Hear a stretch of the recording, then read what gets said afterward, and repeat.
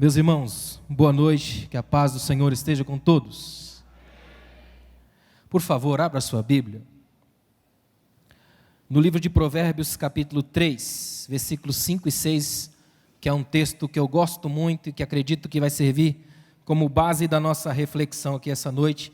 Eu tenho uma palavra ao seu coração baseado no subtítulo do livro, Por uma liderança relevante e inspiradora.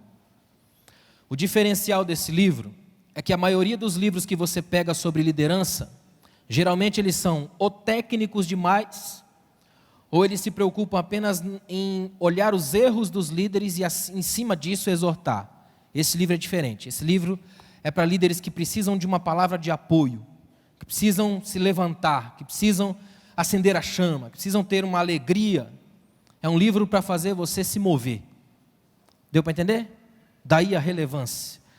Vamos lá, Provérbios capítulo 3, versículos 5 e 6, diz assim, ó. Na NVI, a minha versão aqui diz assim: confie no Senhor de todo o seu coração e não se apoie em seu próprio entendimento. Reconheça o Senhor em todos os seus caminhos e Ele endireitará as suas veredas. Eu gosto muito desse texto, a capacidade que ele tem de ser direto, sem rodeios. Esse mesmo texto que a gente leu, Provérbios 3, versículos 5 e 6, numa outra versão que eu também gosto demais, a versão A Mensagem de Eugene Peterson, olha como que ele traduziu: confie no Eterno do fundo do seu coração, não tente resolver tudo sozinho, ouça a voz do Eterno em tudo o que fizer, aonde for, Ele manterá você no caminho certo. Eu gosto demais dessa finalização. Ele manterá você no melhor caminho, ou no caminho certo.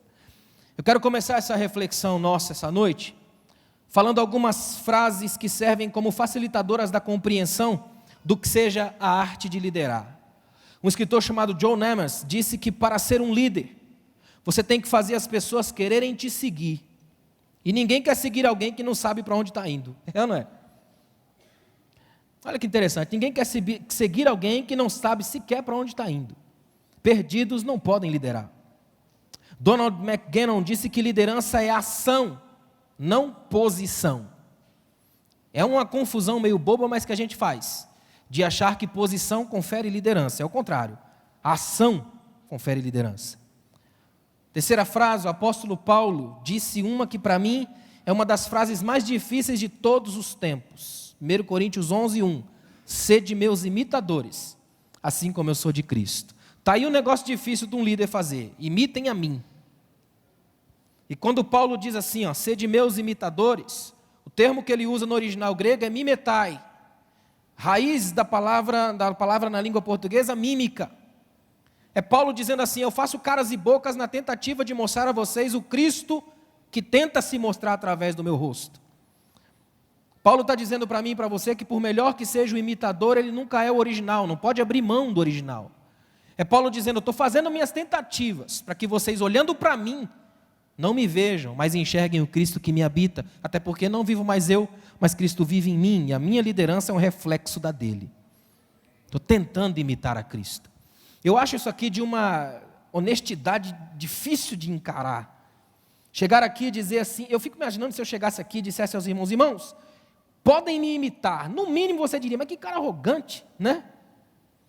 Paulo diz: imitem a mim, do jeito que eu estou imitando a Cristo. Estou fazendo caras e bocas, tentando fazer uma espécie de teatro, mas na tentativa não de ludibriar nem de enganar, mas de mostrar que aqui eu estou só fazendo esforço monstruoso para que você enxergue Cristo a partir de cada face minha, de cada toque meu, de cada jeito meu de se mover. Eu só quero que vocês entendam que o Cristo que me move, também move vocês.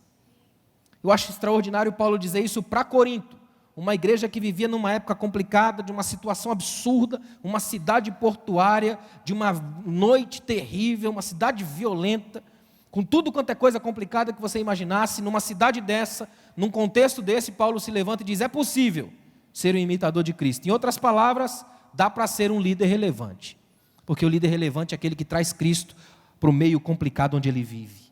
Ele transforma a realidade, muda situações. Essas frases que eu li, elas têm um ponto em comum: ação. Todas elas são frases de ação, porque liderança age, liderança faz, promove, gera, produz. Uma liderança relevante não acontece no chão do marasmo, da prostração, da esterilidade, das ideias que nunca se concretizam. Liderança relevante é, de fato, na história, acontece, faz existir. Gente que se move. No livro eu coloquei a frase de um líder chinês que diz que há 3 tipos de pessoas no mundo: aquelas que se movem, aquelas que são movíveis e aquelas que movem os outros. O líder move os outros. É interessante isso, não é?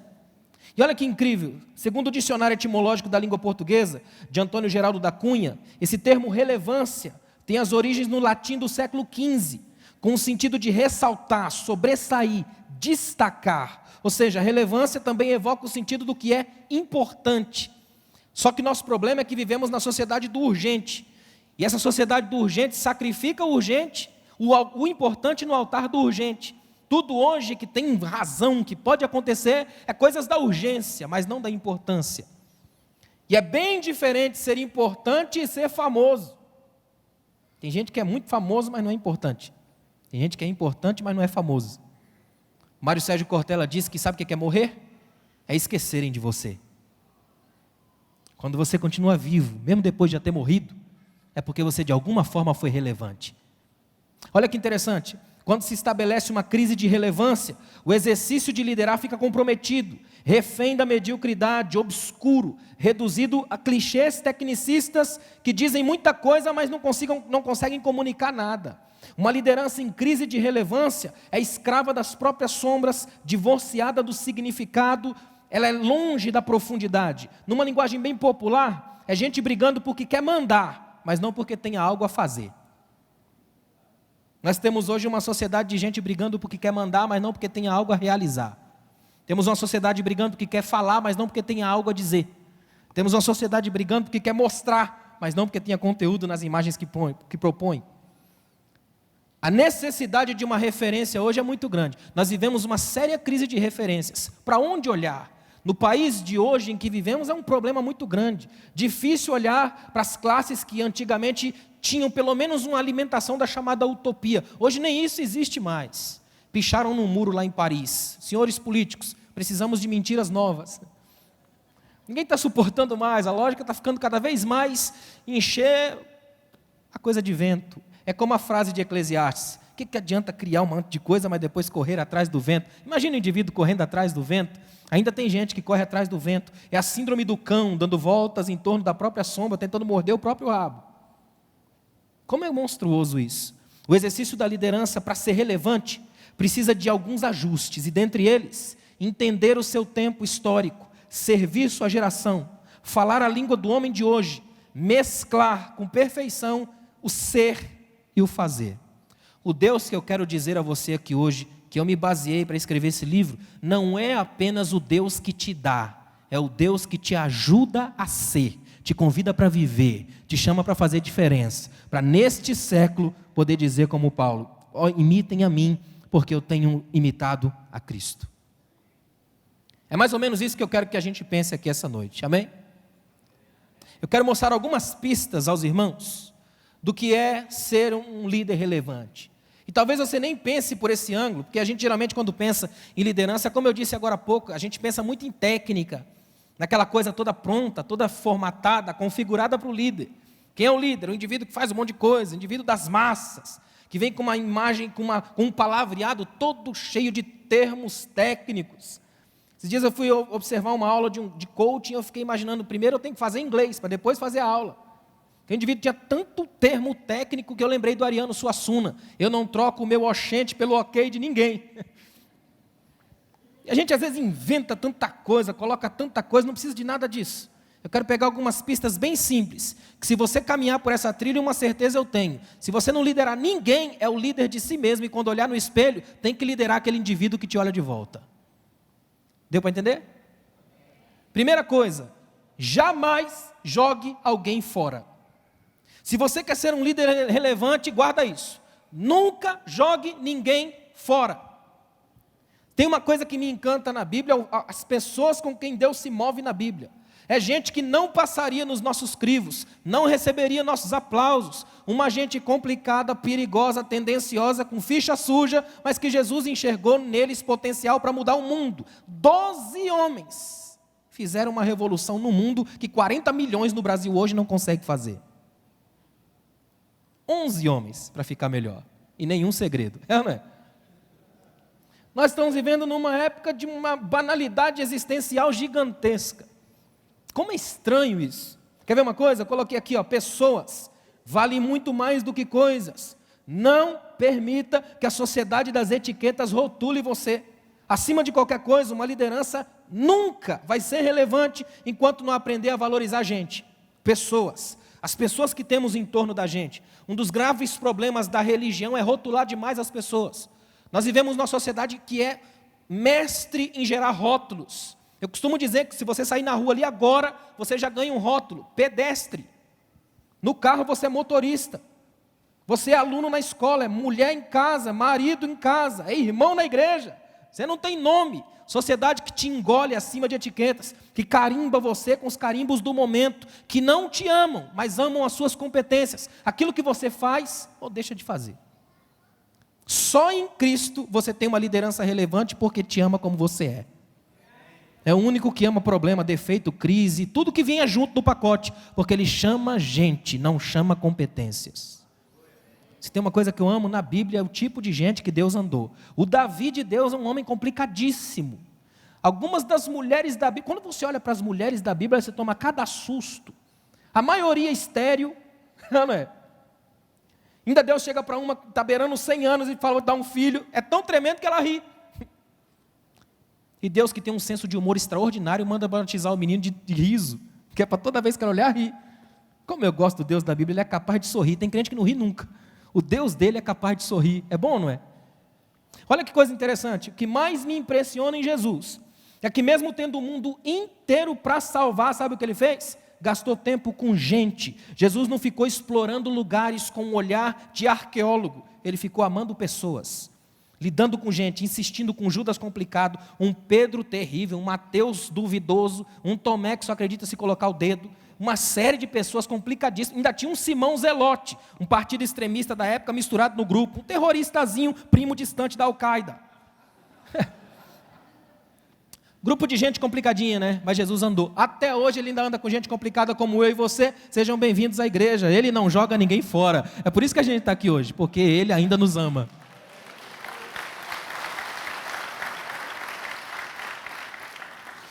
Em 2008, num congresso de psicologia em São Paulo, os congressistas propuseram que se trocasse o título de terapeutas, porque eles dizem o seguinte: toda vez que alguém chega para alguém e fala, você precisa de um psicanalista ou de um psicólogo, a pessoa já se arma toda e diz, mas eu não sou doido, não é? O título terapeuta, psicólogo, psicanalista é todo cheio de traumas. Então eles propuseram no congresso uma votação para que fosse trocado o nome de terapeuta para gentista. Não foi trocado, é porque o nome não é deles, é nosso. Todo cristão é gentista, é gente lidando com gente. O céu solitário não existe, céu é comunhão de gente. E gente complicada, gente como essa aqui. Gente que faz diferença, gente que se move, gente que acredita, gente que está sempre envolvida no processo. Aqui hoje uma certeza eu tenho, Deus não chamou ninguém nessa casa para ser nem anjo nem demônio, apenas gente. E é nesse tipo de gente que ele se move. E quando a gente perde isso de vista, sabe o que acontece? Criamos uma espiritualidade mística, perigosa, distante do comum. Se tem uma coisa que me encanta na Bíblia, é que quanto mais Jesus é humano, mais espiritual ele se torna. Espiritualidade para Deus é que quanto mais cheiro de gente, mais a glória de Deus, mais perto de Deus. Humanos. Parafraseando o irmão Nietzsche, demasiado humanos. Quer ver uma coisa? Um provérbio chinês diz assim, se a sua visão é para 1 ano, plante trigo. Se sua visão é para 1 década, plante árvores. Mas se a sua visão é para a eternidade, plante pessoas. Trabalhe com gente. Tem uma coisa que é linda na igreja, é ver como aqui brotam talentos. Você já observou a igreja por esse ângulo? São várias pessoas e do nada vão brotando talentos. Pessoas que cantam, pessoas que encantam, e pessoas que não cantam nem encantam nada, mas estão aí. Pessoas que pregam, pessoas que não pregam, pessoas que despregam. Pessoas que lideram, pessoas que não lideram, pessoas que atrapalham as pessoas que lideram. Não é assim? Toda igreja do mundo tem essas pessoas. Gente que é uma bênção, gente que é um problema, gente que é uma maldição.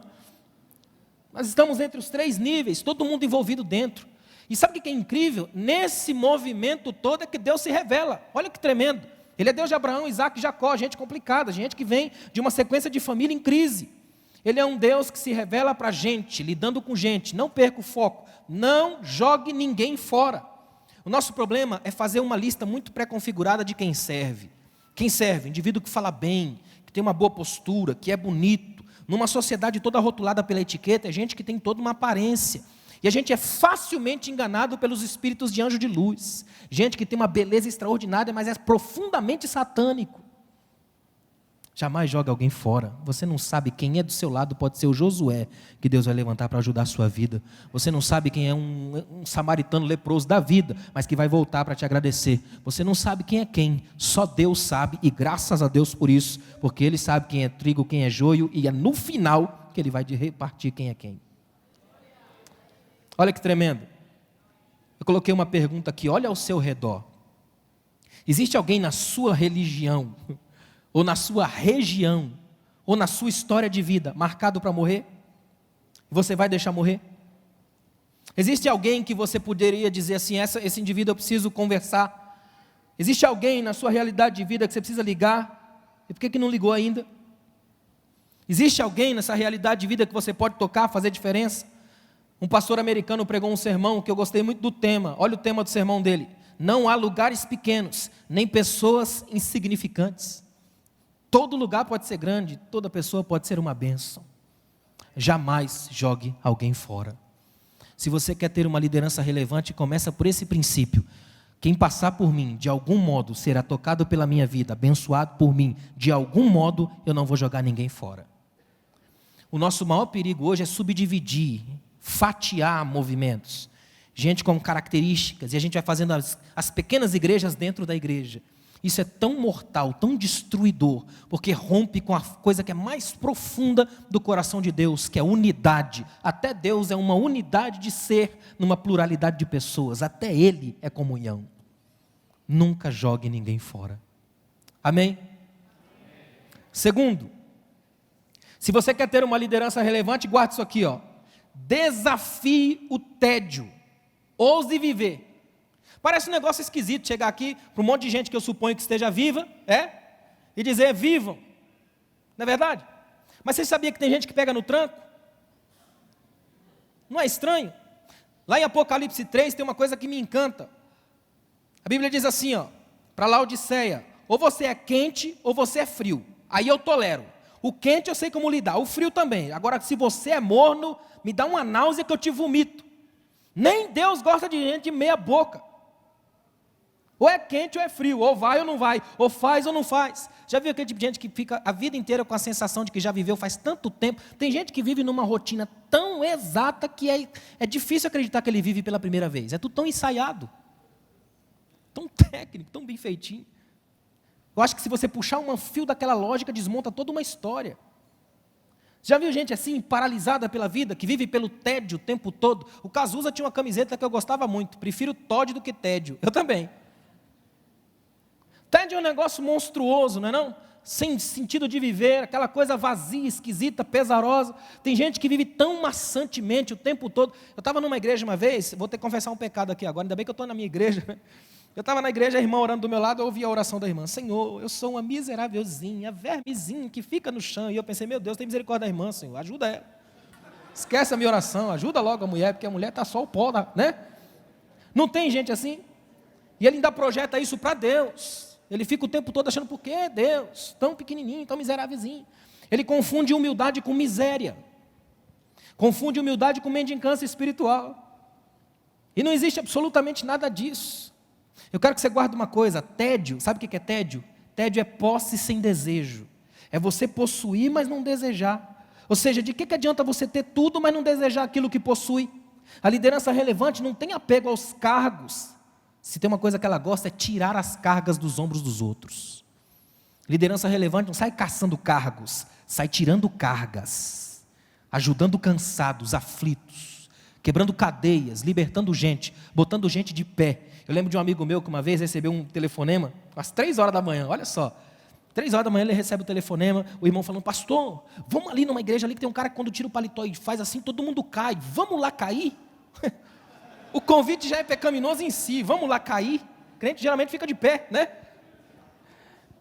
E ele brincou e falou, meu amigo, desculpa a minha ignorância, mas eu não gosto de sermão que joga para o chão, mas eu gosto de sermão, para levantar o indivíduo que caiu, apontar para o céu quando ele estiver no inferno, enxugar a lágrima que rola, dar um abraço nele, fazer com que as minhas mãos sejam mãos de Cristo, para tocar quem está precisando de ajuda.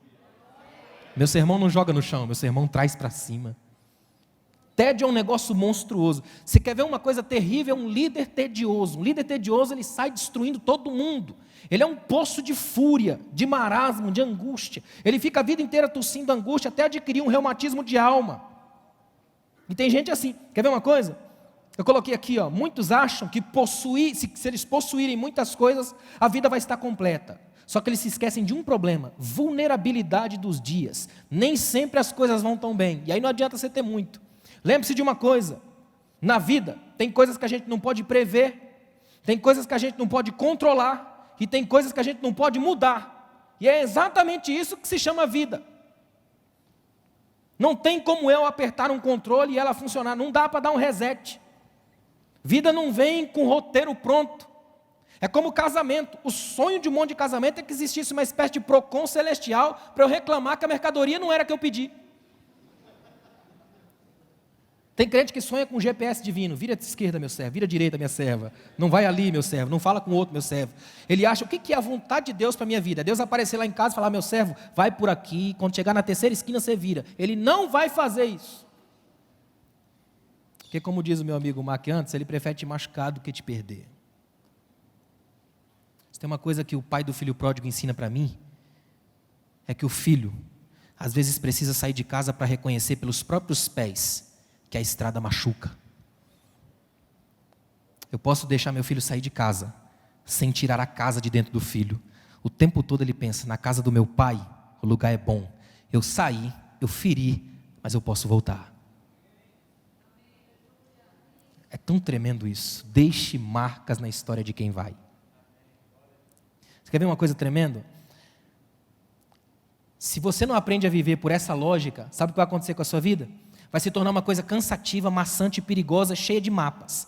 Você se transforma num especialista em tudo que é sombrio. Você já viu gente que você fala assim, eu vou escrever um livro, o indivíduo começa a acabar com tudo que você imagina do próprio livro, você fica com medo até de viver. Esses dias eu li uma coisa que me chamou a atenção, conta-se que um dia, um grilo encontrou com uma centopeia e falou para ela, acho extraordinário o jeito que Deus fez você. Deus te deu 100 pernas. Quando você anda, eu fico fascinado vendo o movimento das pernas. Nunca te vi tropeçar. Olhou para ela e disse assim, me diz uma coisa. Quando você vai sair, qual perna você move primeiro? A centopeia olhou para ele e disse, pai, nunca tinha pensado nisso não. E dizem as más línguas que a centopeia ficou paralítica. Porque ela nunca tinha se formado na escola de andar. Ela só andava. Tem gente que faz isso com os nossos sonhos. Tentam tão tecnicistamente marcar tudo que impede a gente de viver. Não existe um jeito certo de viver. Apenas viva. Desafie o tédio. Pare de bocejar e sorria. Sua vida é um convite à história. Você está vivo porque Deus te ama.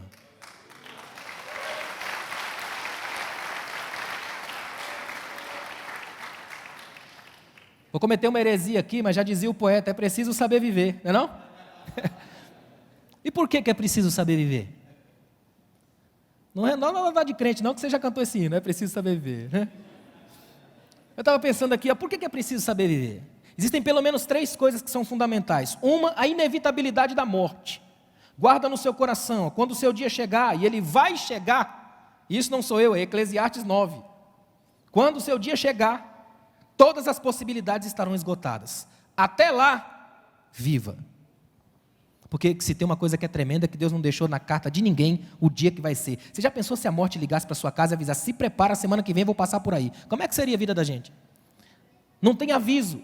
A morte é uma das coisas mais esquisitas da vida. Todo mundo espera, mas ninguém espera quando ela chega. Não é? A frase que se diz é, morreu tão cedo. Todo mundo sabe disso. Mas ela chega.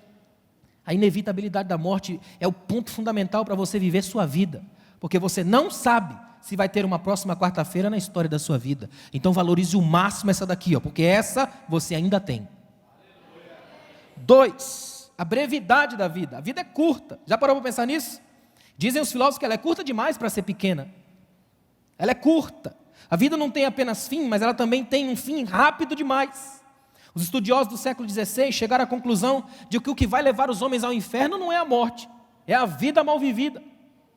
Vida sem sentido, sem alegria de ser. Viver por viver, atropelando tudo e todos.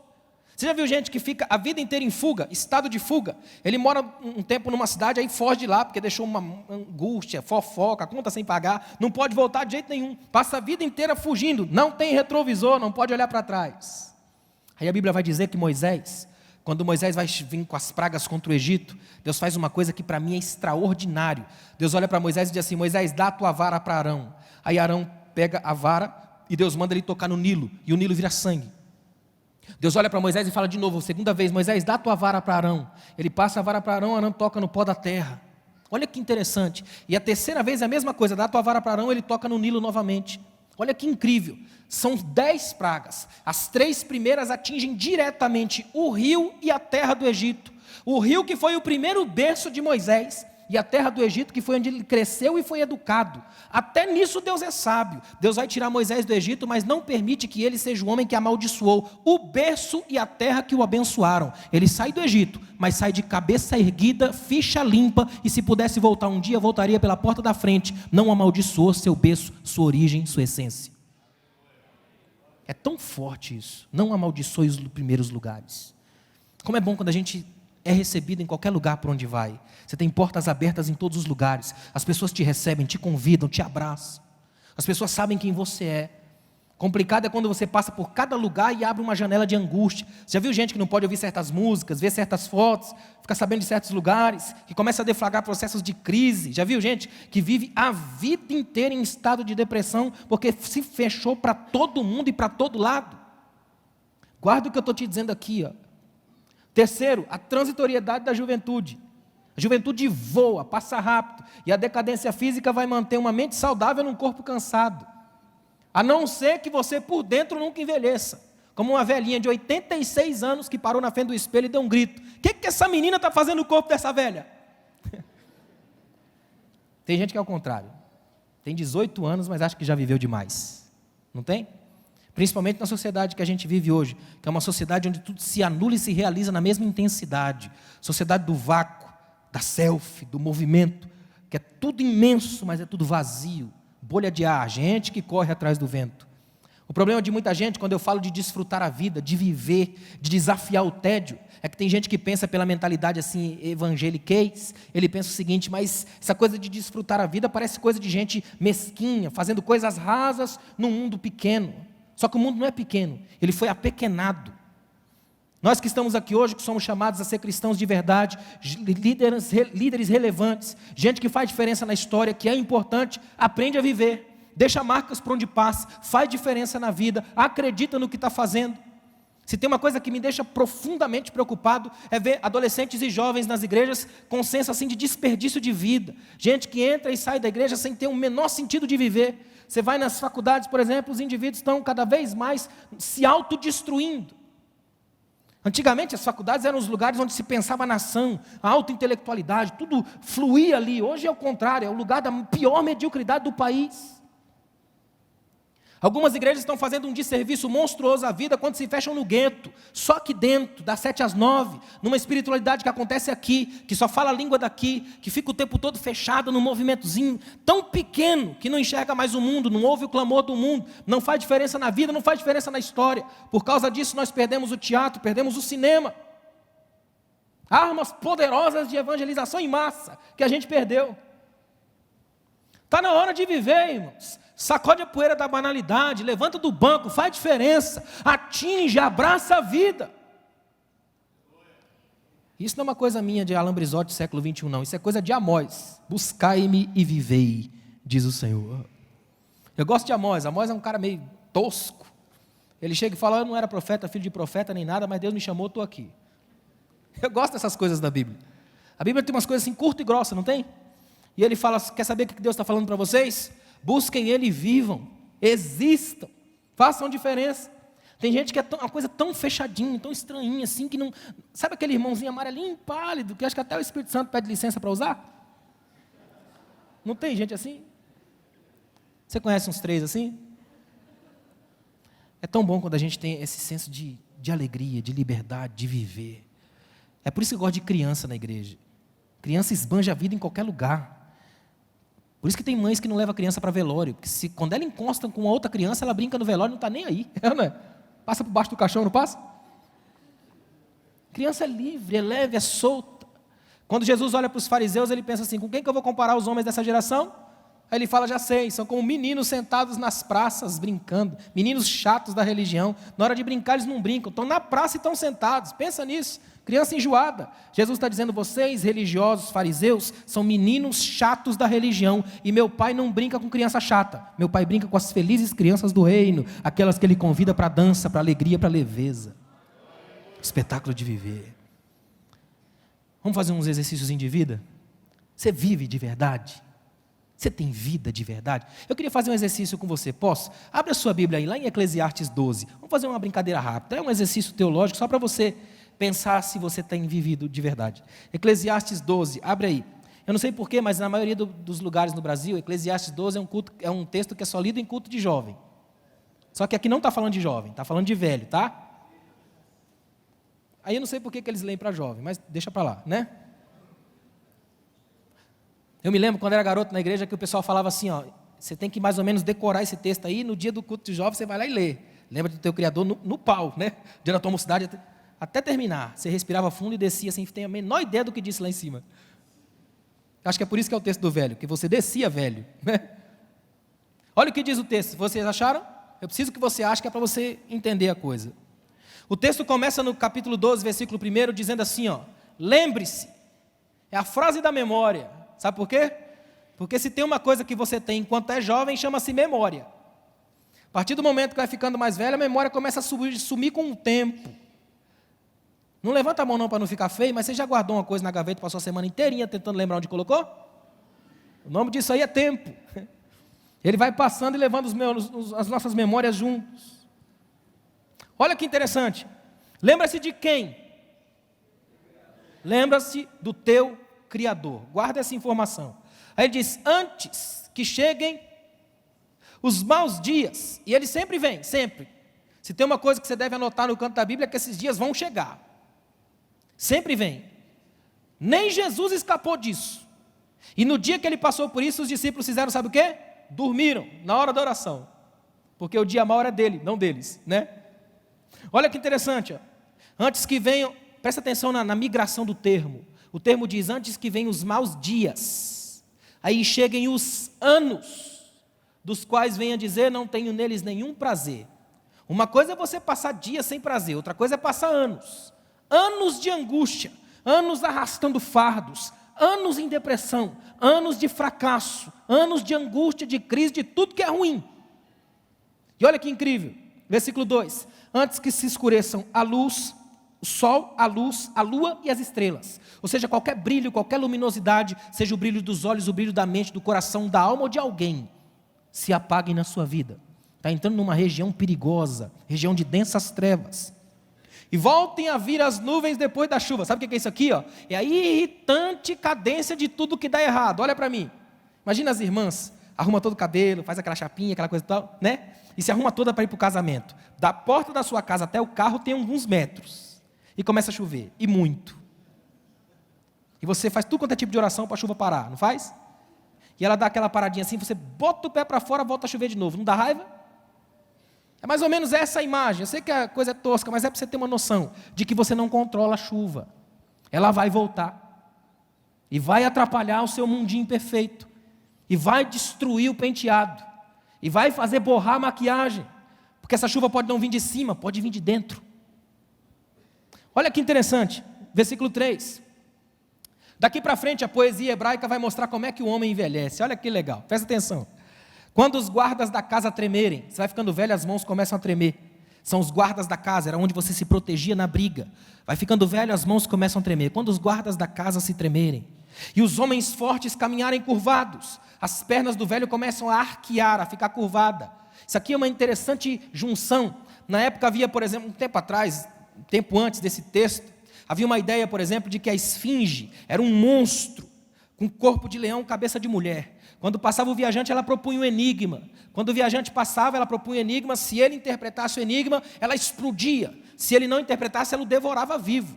E conta a lenda que um viajante está passando por ela e ela diz: qual é o animal que de manhã anda sobre suas 4 patas, à tarde sobre 2, à noite sobre 3? Ele diz: é o homem. Quando criança engatinha, quando o jovem anda sobre suas 2 pernas, quando o velho faz uso de uma bengala. E ela se explode e ele vence. Os homens curvados, as pernas precisam de apoio, e aí você precisa de bengala. Olha que tremendo. Quando cessarem os moedores, começa a cair os dentes quando vai ficando velho, né? E aí vem toda a parafernália da odontologia, e olha, irmão, por mais tremendo que seja, não fica perfeito. Porque perfeito Deus dá 2 vezes, na terceira tem que pagar, e é caro. Não é? Vai cessando os moedores, por já serem poucos. E aqueles que olham pelas janelas enxergam embaçado. Ou seja, não há muito o que olhar na vida de um velho. Porque quando o velho olha pela janela, o mundo que ele vê já não lhe pertence. Tem mais saudade do que vontade de viver. Olha o que diz o 4. Quando as portas das ruas se fecharem, não há emprego para o velho, principalmente no Brasil de hoje. Não tem nem para o novo, imagina para o velho. Diminuir o som da moagem quando o barulho das aves o fizer despertar e o som de todas as canções lhe parecer fraco. Ou seja, o velho vai perdendo um pouco da audição. É por isso que o velho não gosta de show de rock. Não é porque é enjoada, é porque é barulho demais. E velho já aprendeu que barulho demais causa problema, então ele fala baixo. Não é porque ele não tem mais voz. É gritar para quê? É por isso que velho não corre, porque ele sabe que cair é ruim. Então um passo de cada vez garante que eu fique de pé. O velho não lembra de um monte de coisa, não é porque tem memória fraca, é porque aprendeu a ser seletivo, só guarda o que presta, o que é porcaria vaza. Pergunta o cheiro do café da mãe, ele vai lembrar. A memória fica eterna. Daí vem decorar, decore, coração. Adélia Prado, que a memória amou, fica eterno. Olha que tremendo. Versículo 5. Quando você tiver medo de altura, chega na velhice, você não faz um projeto assim para longo tempo, que você sabe que tem pouco tempo.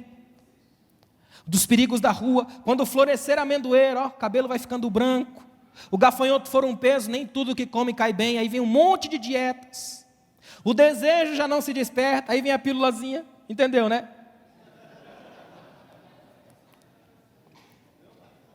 Então o homem se vai para a sua eterna casa. Ele é pó e ao pó retorna. O homem morre aqui no versículo 5 de velho que ficou. Olha para mim. Quem aqui, até aqui onde eu li, versículo 5, estava pensando em Deus? Tinha alguém? Mas a gente começou a pensar na velhice, não começou? Você não começou a pensar nos próprios dentes caindo, em ter que usar bengala? Não pensou não? Na pílulazinha, né? Esse é o problema do texto. No primeiro versículo manda a gente lembrar de quem? No 5º a gente já está lembrando da gente. Porque o nosso desespero de envelhecer sem ter vivido é mais forte do que a alegria de andar com Deus enquanto jovem. Guarda no seu coração hoje essa palavra. E quando você chegar à velhice, sabe o que vai dizer? Eu andei na casa de Deus todos os dias. Portanto, vivendo ou morrendo, a Ele glória. A minha vida é um tributo a Ele. Ele abre, Ele fecha.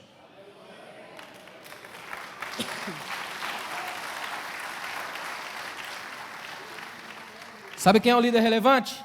Alguém que é marcado por uma frase, cheio de vida. Irineu, um bispo da história da igreja, dizia que a glória de Deus nada mais é do que um homem e uma mulher cheios de vida. Guarda isso para você. Então, só para relembrar, eu quero que você guarde no seu coração. Lembra para o resto da sua vida, não jogue ninguém fora. Desafio o tédio. Terceiro, para a gente fechar aqui hoje, liderança relevante é uma liderança que aprende a sonhar. Sonhos. Se tem uma coisa que é irritante no século 21, é quase ninguém mais tem vontade de sonhar. Porque tudo é muito rápido.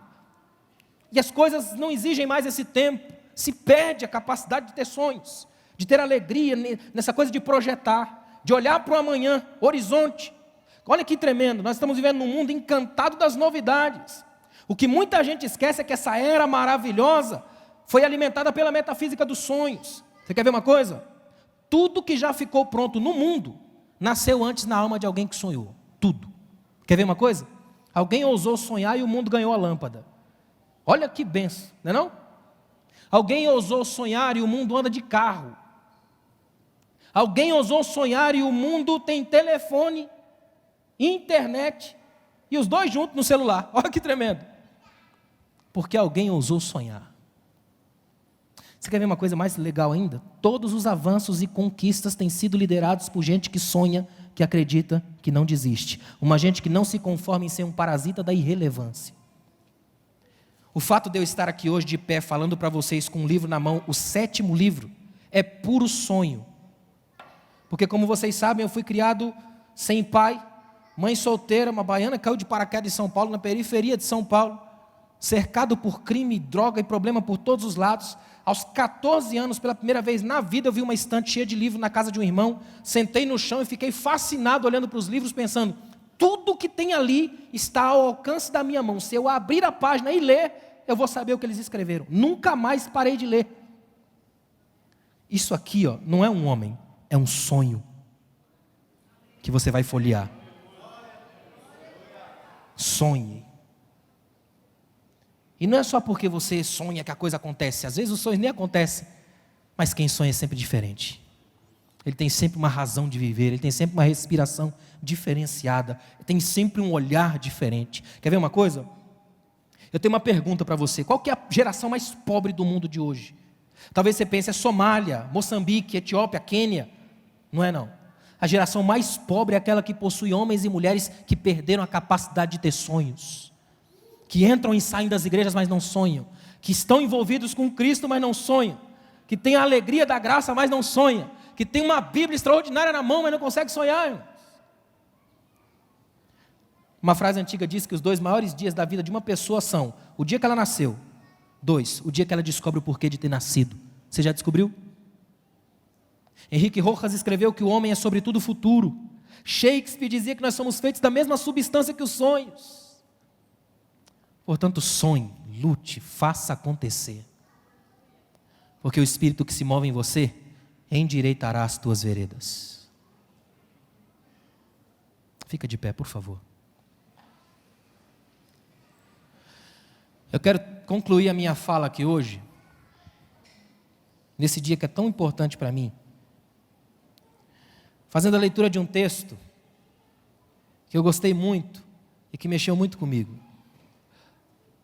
Presta atenção nisso aqui, ó, porque isso vai mover seu coração. O texto diz assim, ó, alguém disse que fazer aquilo era impossível, mas ele, com uma risadinha, replicou que talvez fosse, mas que ele não diria isso antes de tentar. Então ele se lançou à tarefa com um esboço de sorriso no rosto. Se estava preocupado, nem demonstrou. Começou a cantar enquanto trabalhava naquilo que era impossível fazer. E fez. Alguém zombou. Você não conseguirá fazer isso, pelo menos ninguém nunca fez. Ele, porém, arregaçou as mangas e num piscar de olhos lançou-se à tarefa. De queixo erguido, com um pequeno sorriso, sem duvidar ou vacilar, ele começou a cantar enquanto trabalhava naquilo que era impossível fazer. E fez. Milhares de pessoas dirão a você que fazer aquilo é impossível. Milhares de pessoas profetizarão seu fracasso. Milhares de pessoas vão lhe apontar, um por um, todos os perigos à espreita. Mas se você arregaçar as mangas e com um pequeno sorriso lançar-se à tarefa, se começar a cantar, enquanto trabalha naquilo que é impossível para os medíocres fazerem, então você fará. Faça. Obrigado, gente. Que Deus abençoe. Obrigado, pessoal.